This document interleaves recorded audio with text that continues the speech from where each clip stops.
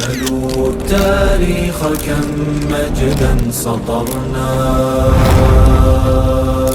على صفحاته وبه تغنى. بسم الله الرحمن الرحیم. نوم اسماعیل سعادت ده، د خوست ولایت اوسیدونکی یم.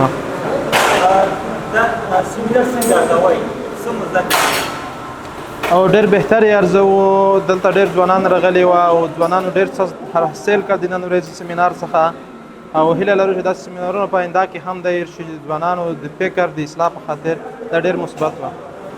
نوم یې اورېدلی و، لیواله و چې داسې سیمینارونو کې ګډون وکړو چې دوی څه لري موږ یې واورو، ځوانان یې اوري، نو بهتره او ډېر ورته خوښ وو او الحمدلله ګډون مو وکړو او ډېر څه مې حاصل کړ ترې.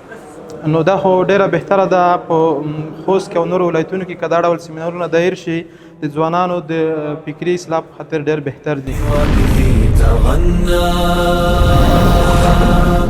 تهاب الأسد وطأتنا لأننا لغير الله كلا ما ركعنا.